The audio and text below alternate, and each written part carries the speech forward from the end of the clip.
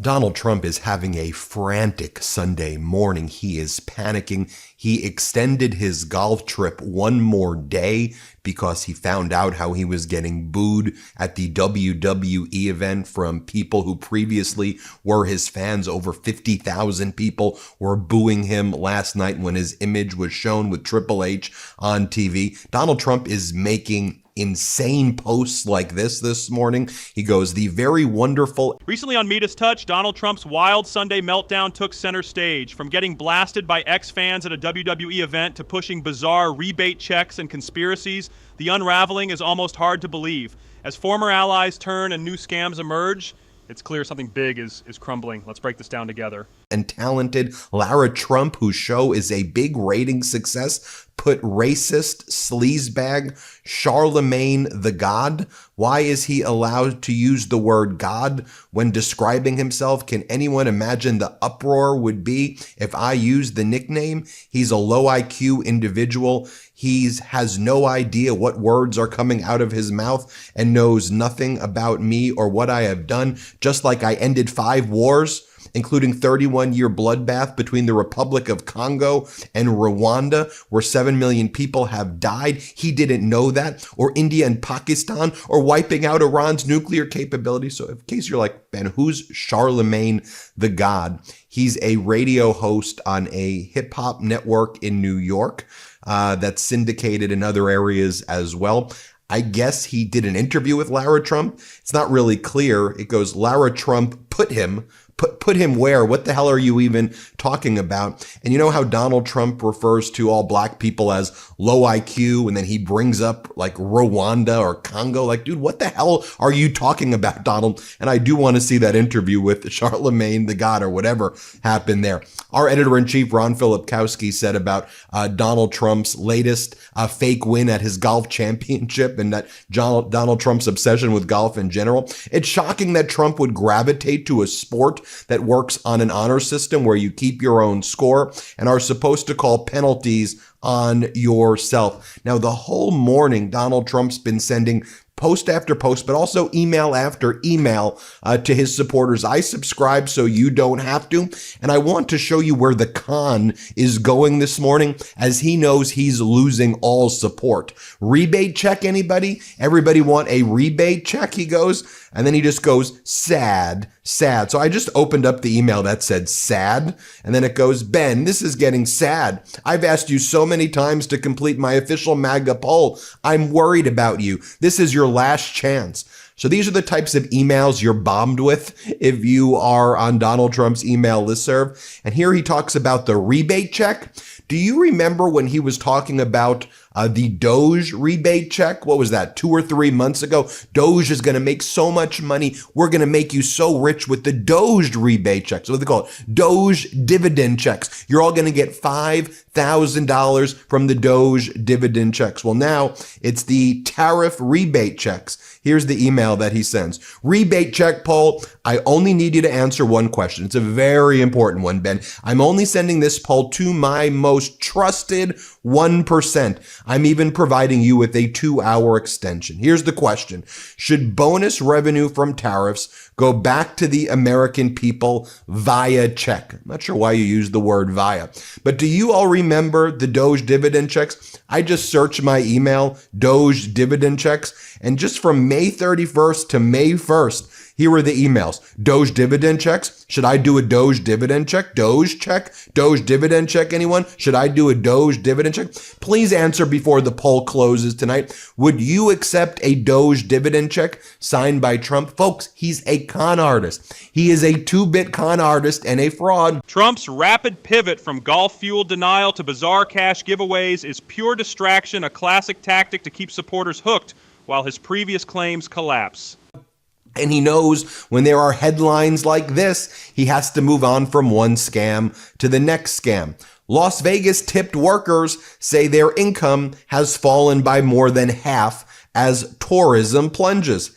Can't tax those tips that don't exist. That's what we were telling you to. First off, most people in Vegas who would get those tips would not claim them all. I'm not suggesting that you wouldn't claim it. Also, there are caps on what can be claimed on deductions once you claim the tips to begin with. And then, as I said, you're going to be making a lot less money, so this is going to make you far worse off. We tried to warn all of you, but I get it. He's a con artist, and he's moving on to his next one. The tariff rebate checks. Yep, we're going to tax American companies that are passed on to consumers, and then we're going to give you back slightly. We're going to give you back just a little bit of money when we've taxed you a whole lot more money. That's what that is right there. Also, I know people are super pissed about what's going on with ICE disappearing migrants, and rightfully so. I mean, it is disgusting to see in our streets. I'm super pissed doesn't even do it justice right now. The racial profiling, the going after migrants and citizens alike, throwing people in concentration camps. I want to share this with you right here because this happened like late on Friday night, where the Ninth Circuit Court of Appeals, a 3-judge panel, affirmed the lower court ruling that basically allowed, that blocks the Trump's ICE from racially profiling people. And the Trump's people argued we should go and be able to do it. So this 3-judge panel, a crushing blow to Donald Trump. By the way, people ask me about the research tools that I use. I use Ground News. I think you know that. I use their Vantage plan. I can get you 40% off the Ground News Vantage plan. I want to study, like on a story like this. Is the right-wing media talking about it? Is left-wing media talking about it? It turns out that on a story where Donald Trump loses in court, like the right-wing media doesn't cover it at all, and Ground News gives me those tools. So go to ground.news/MTN, ground.news/MTN, get their Vantage plan. We'll get you 40% off of the Vantage plan. You could also scan that QR code right there as well. It's the research tools that I use in order to help make some of these videos that I do. So go and check them out. It is a way that I can kind of eliminate the bias in my reporting. They do a great job. Ground.news/MTN. Check them out. All right, going back to my reporting right here as well. Take a look at some of these headlines. After a lag, consumers begin to feel the pinch of tariffs. I think that's putting it nicely, but at least New York Times is finally covering the fact that tariffs are actually harming consumers. Oh, you know how Donald Trump has claimed that the U.S. gave $60 million to Gaza? He's like, we've given $60 million to Gaza whenever he's asked these questions. So what do you say to the people suffering in Gaza? Trump's like, why aren't people thanking me? I gave $60 million in aid. I should be being thanked. First off, it's about $3 million so far. Second off, $60 million would be woefully inadequate. Third off, when you're enabling Benjamin Netanyahu and you're bragging about $60 million in aid and saying that you should be thanked and get a Nobel Peace Prize for that, it is absolutely despicable to me. We're hearing from Republican senators and Democratic senators and independents alike on the firing of the Bureau of Labor Statistics Commissioner. Here we have Tom Tillis and Cynthia Loomis, MAGA Republicans. You'll hear from them first. Then in this clip, you'll hear from Bernie Sanders separately. But you'll have these two MAGA Republicans at first, although Tom Tillis is resigning and he's become a little bit less MAGA now, I suppose. Here's what they said about Trump firing the Bureau of Labor Statistics Commissioner because Donald Trump didn't like the jobs report. Play this clip. It was just fired because the president or whoever decided to fire the director just did it because they didn't like the numbers. They had to grow up. If the president is firing the statistician because he doesn't like the numbers, but they are accurate, then that's a problem. It is the sign of an authoritarian type that when you get information you don't like, rather than deal with the issue, you fire the people who gave you the bad news. Firing officials for reporting inconvenient truths reveals the deep rot when facts don't fit the agenda. Purge the messenger and keep spinning the myth. It's classic Donald Trump. When he gets the news he doesn't like, he shoots the messenger. And now here we have Donald Trump's national economic advisor, Kevin Hassett, going on the morning shows to lie about the fact that he said that the Bureau of Labor statistician commissioner rigged the results, that the job numbers are rigged and actually they're so much better, and that this is a deep state plot against Donald Trump because jobs are booming and inflation is eliminated, and this was all rigged this past month. This is what he has to say. Here, play this clip. Just to be very clear, does the administration have any evidence that it was rigged, as the president said? And will you be presenting that to the American public? Well, the evidence is that there have been a bunch of revisions that could appear to partisans. Oh, I mean, the revisions are hard evidence. There, for example, there was a 818,000 revision making the Joe Biden job record a lot worse that came out after he withdrew from the presidential campaign.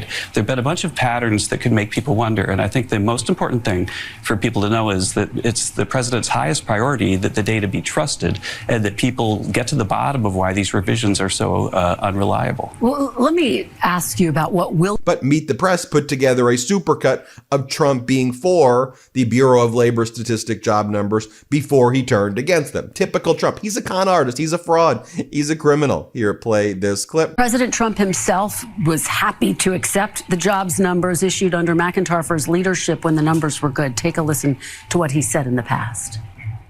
The numbers were much better, as you know, than projected by the media. In 3 months, we have created 350,000 jobs. Think of that. A lot of jobs are being created. That's what happened this morning. We saw the jobs.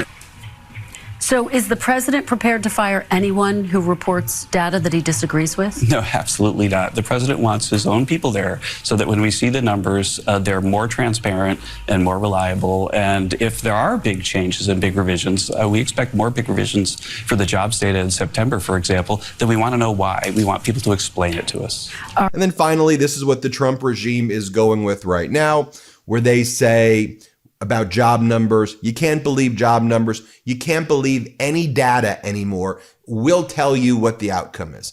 Don't believe anything the Trump regime tells you what the answers are. Here, play this clip. This isn't just denial, it's a power grab over reality itself. When a leader demands unquestioning belief, warning lights should flash for everyone. How far off was this jobs report from your expectations? I mean, the number for July was low, but the downward revisions of almost 250,000, more than that, jobs could not have been welcome news. Right. Well, I think with the economy, it's really important to keep our eyes on the horizon. And the eyes on the horizon are seeing really smooth sailing ahead. We've got 3% GDP growth. And yes, this week, a disappointing jobs number. When I first saw the big revisions, which, by the way, were the largest revisions going all the way back for 50 years, if we exclude the COVID years. When I saw those revisions, I thought it must be a typo. That I've never seen a revision like this. And as you know, you've known me a long time. I live in these data. You know, at the 100th anniversary celebration of the Consumer Expenditure Survey at the Bureau of Labor Statistics, Alan Greenspan and I were the keynote speakers. I've been following this forever. I've never seen a revision like that.